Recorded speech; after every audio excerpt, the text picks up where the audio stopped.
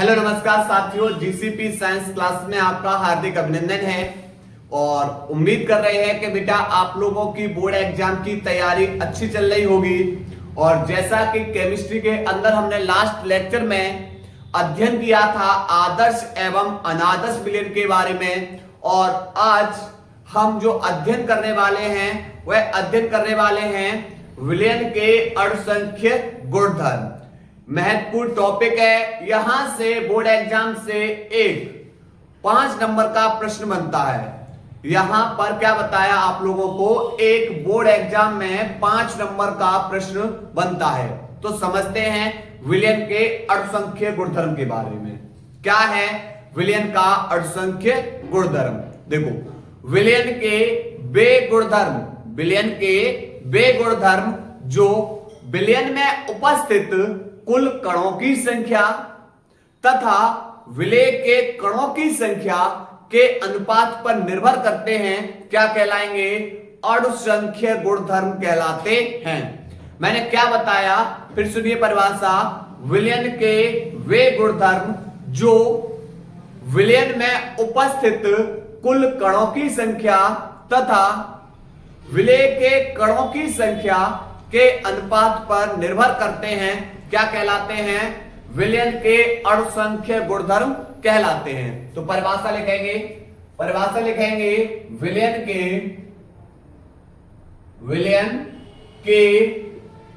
वे गुणधर्म जो विलयन में उपस्थित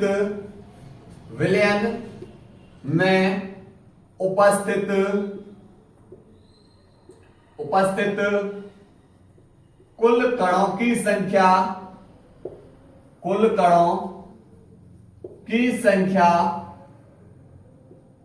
तथा विलय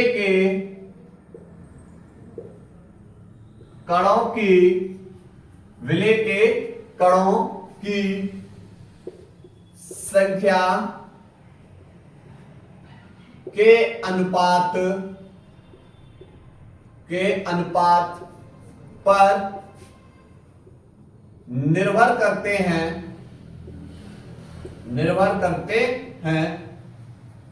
अणुसंख्य गुणधर्म कहलाते हैं। अणुसंख्य गुणधर्म कहलाते हैं। क्लियर? ये बेटा कितने प्रकार के होते हैं? 4 प्रकार के। जो हमारे अणुसंख्य गुणधर्म होते हैं वह बेटा कितने प्रकार के होते हैं? 4 प्रकार के। बोर्ड एग्जाम में विकल्प में यहां से प्रश्न बहुत बार पूछा गया है। बोर्ड एग्जाम में हमने क्या बताया, विकल्प में यहां से क्वेश्चंस बहुत बार पूछा गया है। विकल्प दे दिए जाएंगे, आपसे पूछ लिया जाएगा कि भाई बताओ निम्नलिखित में से एक अणुसंख्य गुणधर्म है या निम्नलिखित में से एक अणुसंख्य गुणधर्म नहीं है। क्लियर? तो यहां कितने प्रकार के होता है? 4 प्रकार के। नंबर 1 पहला पढ़ेंगे बेटा, हम लोग अध्ययन करेंगे वाष्प दाब में आपेक्षिक अवनमन। वाष्प दाब में आपेक्षिक अवनमन का मतलब होता है बेटा कमी। सेकंड, दूसरा जो समझेंगे वह अध्ययन करेंगे बेटा हिमांक में अवनमन। तीसरा, क्वथनांक में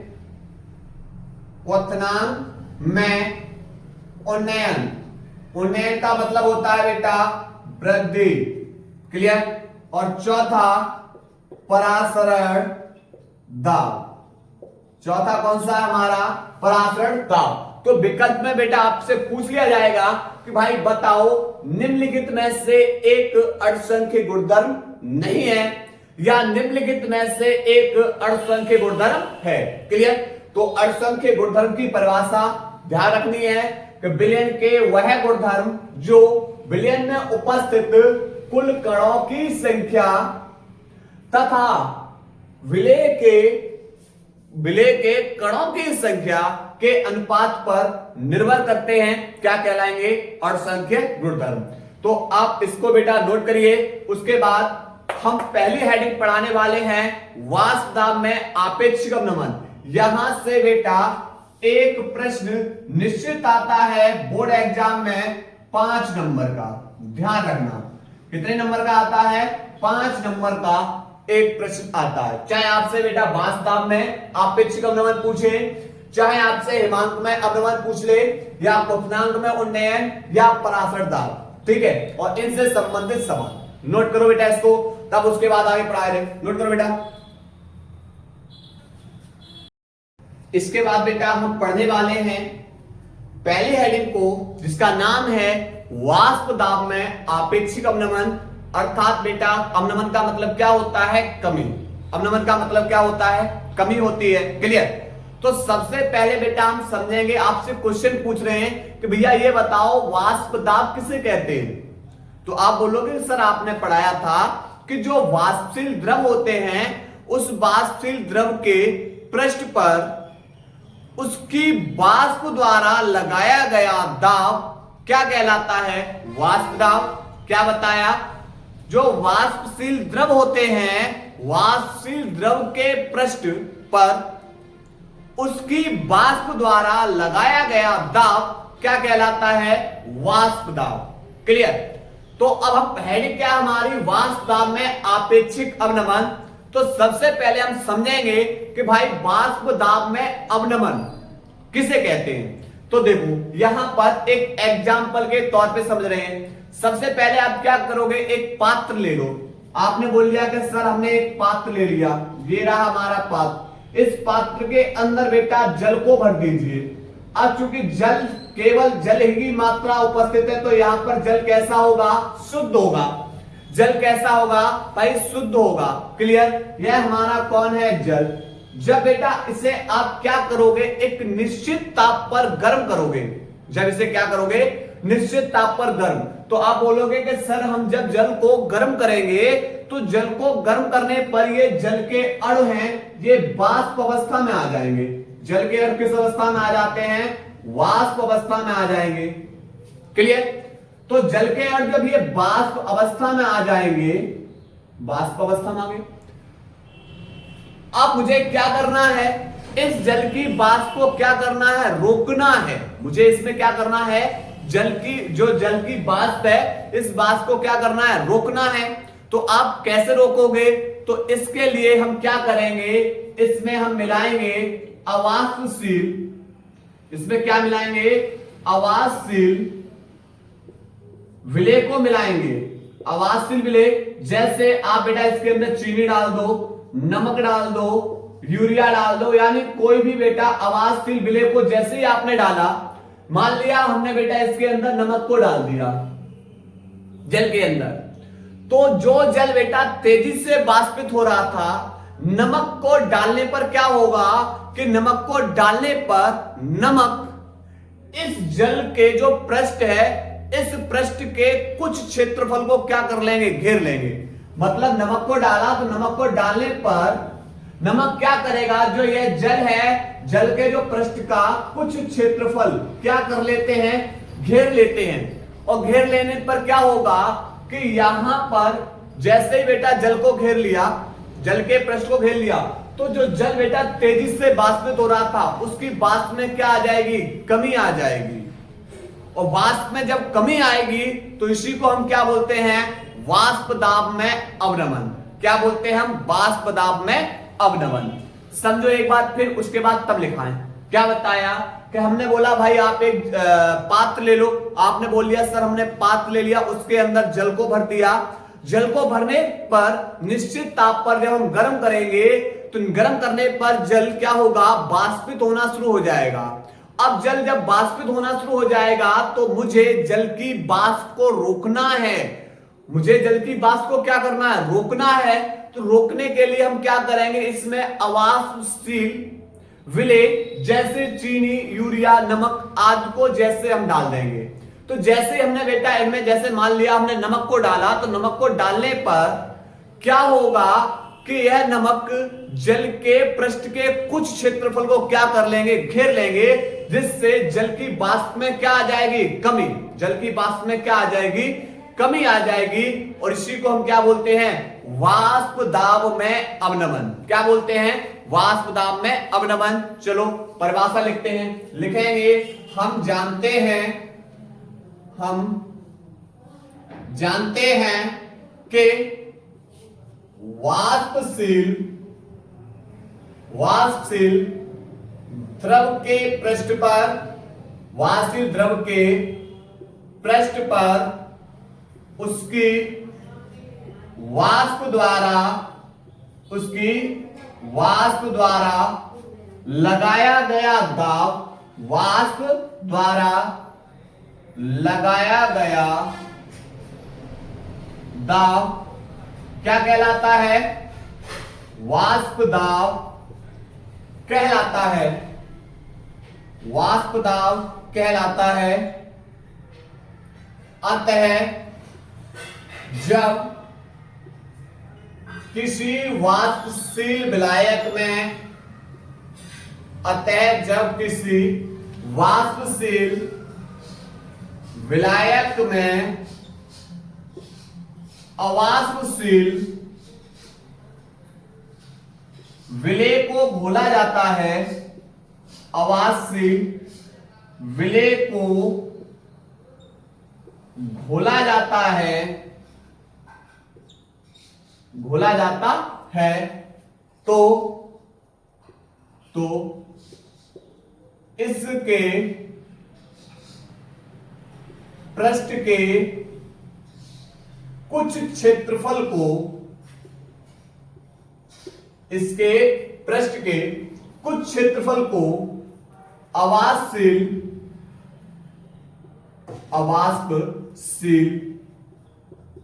विलेय के द्वारा घेर लेने के कारण इसके अवाष्पशील विलेय के द्वारा घेर लेने के कारण इसके पृष्ठ को, इसके अणुओं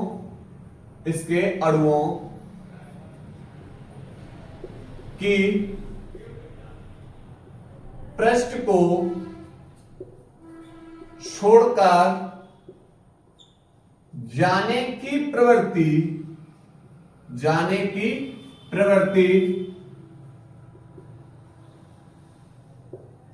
कम हो जाती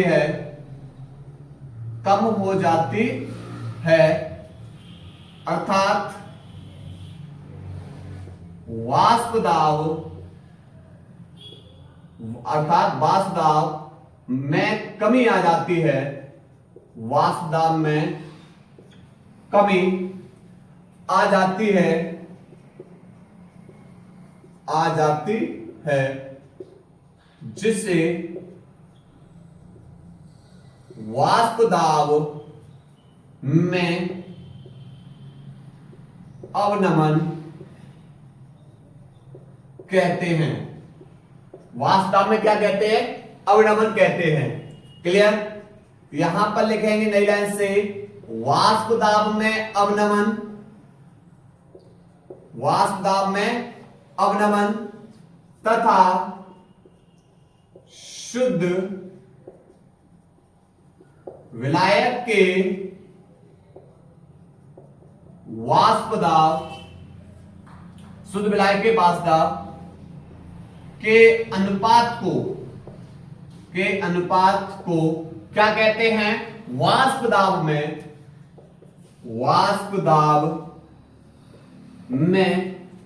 आपेक्षिक अवनमन कहते हैं। वाष्प दाब में आपेक्षिक अवनमन कहते हैं। क्लियर।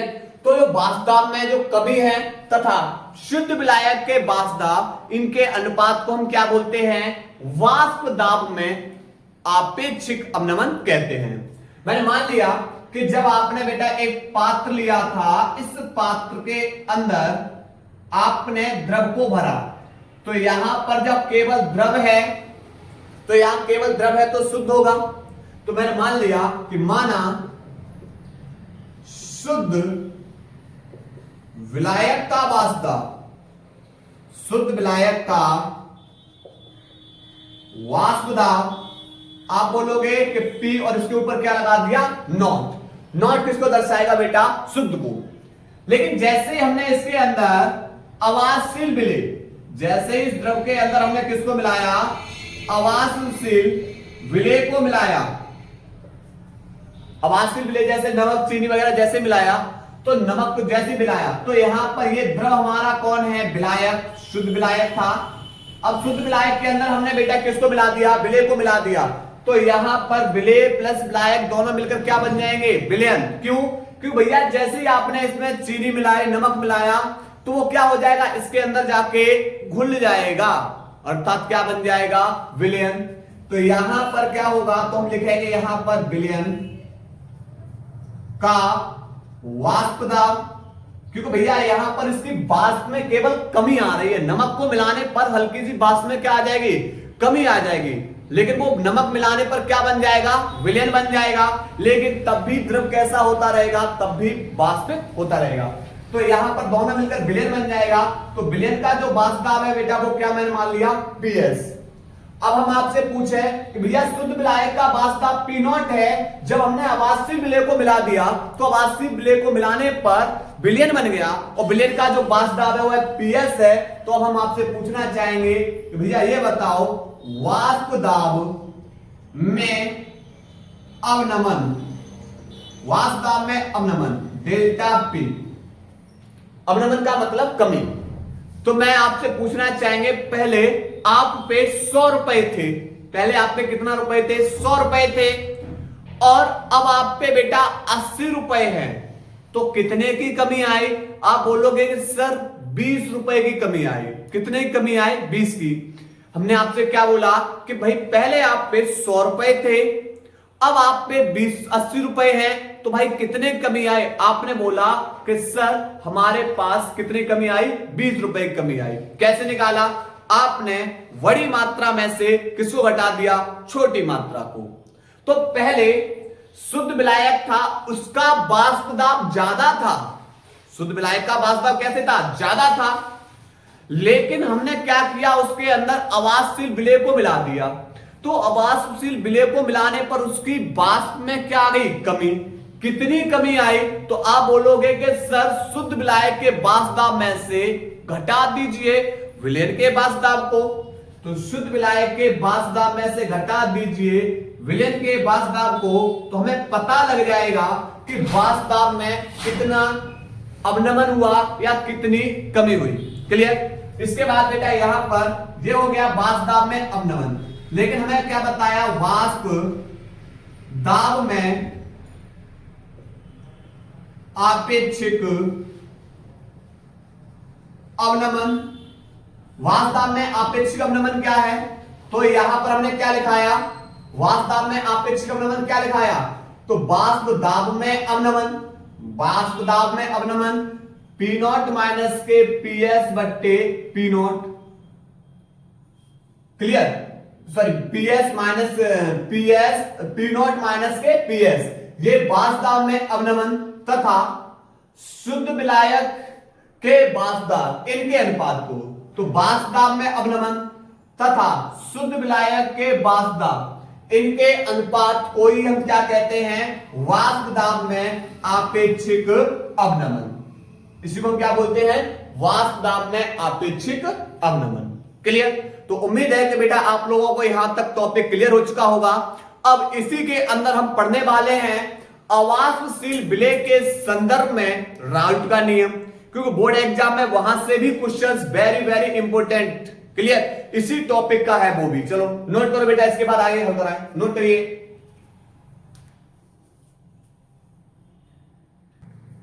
इसके बाद बेटा अब हम पढ़ने वाले हैं वेरी वेरी इंपॉर्टेंट, क्या है, यहां से पढ़ने वाले हैं अवाष्पशील विलेय के संदर्भ में विलेय के संदर्भ में राल्ट का नियम, राल्ट का नियम, अवाजशील विलेय के संदर्भ में राल्ट का नियम। इससे पहले बेटा हम पढ़ के आए थे द्रव द्रव विलयनों का वाष्प दाब, वहां पर हम राल्ट का नियम पढ़ के आए थे। यहां किसका है? अवाजशील विलेय के संदर्भ में राल्ट का नियम। क्लियर? क्या है राल्ट का नियम? समझो। इस नियम के अनुसार जब किसी वाष्पशील विलायक में, जब किसी वाष्पशील विलायक में अवाजशील विलेय को घोला जाए तो विलयन के वाष्प दाब में आपेक्षिक अवनमन विलयन में उपस्थित अवाजशील विलेय के मोल प्रभाज के बराबर होता है। क्या बताया हमने? बताया जब किसी वाष्पशील विलायक में अवाष्पशील विलेय को घोला जाए तो विलयन के वाष्प दाब में आपेक्षिक अवनमन विलयन में उपस्थित अवाजशील विलेय के मोल प्रभाज के बराबर होता है। क्लियर? तो क्या लिखेंगे? लिखेंगे राल्ट के नियमानुसार, राल्ट के नियमानुसार जब किसी वाष्पशील विलायक में, वाष्पशील विलायक में अवाजशील विलेय को, अवाजशील विलेय को घोला जाए, घोला जाए तो विलयन के वाष्प दाब में आपेक्षिक अवनमन, विलयन के वाष्प दाब में आपेक्षिक अवनमन विलयन में उपस्थित, विलयन में उपस्थित अवाजशील, अवाजशील विलेय के मोल प्रभाज के बराबर होता है, मोल प्रभाज के बराबर होता है। क्लियर? तो यहां पर विलयन का जो वाष्प दाब में आपेक्षिक अवनमन है पी नॉट माइनस के पी एस बट्टे पी नॉट, यह बराबर होगा विलयन में उपस्थित जो अवाजशील विलेय है, अवाजशील विलेय, इसके मूल प्रभाज, यानी हमने मान लिया जीटा ए। क्लियर? और हमने आपको बेटा मोलस, मूल प्रभाज ये सब कुछ पढ़ा दिया है। ठीक है? पुरानी क्लास में आप लोग जाके तैयार करिए इसको। ठीक? अब यहां पर क्या है? तो हम लिखेंगे भैया यहां पर पी नॉट है, पी नॉट क्या है? शुद्ध विलायक का वाष्प दाब। तो पी नॉट क्या है यहां पर भाई? शुद्ध विलायक का वाष्प दाब। और पीएस क्या है? यह है विलयन का वाष्प दाब। उसके बाद जीटा ए क्या है? विलेय का मोल प्रभाज, विलेय का मोल प्रभाज। और मुझे निकालना है विलेय का मोल प्रभाज। तो मैंने बोला जिसका मोल प्रभाज निकालना है उसके मोलों की संख्या बट्टे विलयन में उपस्थित कुल मोलों की संख्या। तो विलेय का मोल प्रभाज बराबर होगा विलेय के मोलों की संख्या बट्टे विलयन में कौन है? विलेय प्लस विलायक। तो विलेय के मोलों की संख्या प्लस विलायक के मोलों की संख्या। तो यहां पर Na क्या है? Na बताएगा भैया विलेय के मोल को, और यहां पर Nb किसको बता रहा है? विलायक के मोल। Nb किसको बता रहा है? विलायक के मोल। तो इस जीटा ए की जगह लगा दो बेटा इसको, तो पी नॉट माइनस के पी एस बट्टे पी नॉट बराबर जीटा ए की जगह लगाओगे एन ए बट्टे N A plus N B, N A बट्टे N A plus N B. Clear. लेकिन बेटा हम आपसे पूछे कि भाई एक बाल्टी जल के अंदर अगर भाई आपने 1 चम्मच चीनी डाल दी तो आप बोलोगे कि तो क्या शरबत बन जाएगा? आप बोलोगे सर उसका स्वाद ही नहीं चेंज होगा। भाई एक बाल्टी के अंदर 1 चम्मच चीनी डाल दो तो कुछ परिवर्तन होगा क्या? तो यहां पर सेम घटना यही है कि यहां पर इस विलायक की तुलना में ये विलेय कैसा है, इस विलायक की तुलना में, क्योंकि ये Na प्लस Nb ये हमारा कौन है, विलयन। तो इस विलयन में जो विलायक है, विलायक की तुलना में Na कैसा है, बहुत ही सूक्ष्म है। अतः इसे नगण्य मान के क्या कर देंगे, छोड़ने पर, अतः इसे नगण्य मान के छोड़ने पर तो पी नॉट माइनस के पी एस बट्टे पी नॉट बराबर यहां पर Na बट्टे, जब इसे Na को छोड़ दोगे तो यहां बचेगा Nb। क्लियर। उसके बाद हमें पता है, क्या पता है भाई, कि हमें पता है कि Na बराबर, Na है हमारा, Na कौन है, विलेय के मोल, और मोल बराबर होता है, मोल बराबर होता है भार बट्टे अड़भार, मोल बराबर होता है भार बट्टे अड़भार। तो यहां पर Na, तो यहां पर ये Na विलेय के मोल है, तो विलेय के मोल बराबर विलेय का भार बट्टे विलेय का अड़भार। इसी प्रकार Nb बराबर विलायक का, Nb कौन है हमारा, विलायक के मोल है, तो विलायक के मोल बराबर क्या हो जाएगा, विलायक का भार बट्टे विलायक का अड़भार। तो यहां स्मॉल w क्या है, स्मॉल w है विलेय का भार, भार किसमें होगा, ग्राम में, और Ma इसमें लिया है विलेय का अड़भार। इसी प्रकार कैपिटल W यहां पर शब्द लिया है विलायक के लिए, विलायक का भार ग्राम में, वट्टे Mb यहां पर संकेत लिया है विलायक का अड़भार। Nb यहां संकेत किसका लिया है, विलायक का अड़भार। क्लियर। तो लगा दो बेटा यहां पर, तो यहां लगाएंगे P not minus P S बट्टे पी नॉट बराबर Na की जगह स्मॉल w बट्टे Ma बट्टे Nb की जगह कैपिटल W बट्टे Nb। तो बेटा बाहर का बाहर मल्टीप्लाई और अंदर का अंदर मल्टीप्लाई, तो P not minus P S बट्टे पी नॉट बराबर स्मॉल w का बेटा गुणा करेंगे Mb में बट्टे कैपिटल W का गुणा करेंगे Ma में। तो यहां से बेटा ये हमने एक और फॉर्मूला पढ़ लिया। ठीक। तो ये बेटा क्वेश्चन 5 नंबर का इतना आता है। तो यहां पर आप सीधा जवाब दोगे कि इस नियम के अनुसार जब किसी वाष्पशील विलायक में अवाष्पशील विलेय को घोला जाए तो विलयन के बाष्पदाब में आपेक्षिक अवनमन, विलयन के बाष्पदाब में आपेक्षिक अवनमन, विलयन में उपस्थित जो आपका अवाष्पशील विलेय है उसके मूल प्रभाज के कैसा होता है, बराबर होता है। कैसा होता है, बराबर। जीटा ए बराबर, मुझे जीटा ए निकालना है तो इसके मोलों की संख्या बट्टे विलयन में उपस्थित कुल मोलों की संख्या। क्लियर। लगा देंगे। लेकिन इस विलयन में विलायक की तुलना में ये विलेय कैसा है, बहुत ही सूक्ष्म है, इसलिए Na को नगण्य मान के छोड़ दोगे तो यहां बचेगा, जब इसे छोड़ दोगे तो Na बट्टे Nb। Na हमारे विलेय के मोल, तो विलेय के मोल बराबर लगाओगे विलेय का भार बट्टे विलेय का अड़भार, और Nb विलायक के मोल है तो विलायक का भार बट्टे विलायक का अड़भार। क्लियर। तो उम्मीद है कि बेटा आप लोगों को ये बेटा टॉपिक क्लियर हो चुका होगा।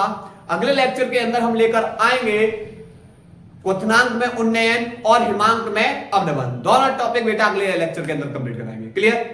तो हम अपनी क्लास को यही ब्रेक कर रहे हैं। धन्यवाद।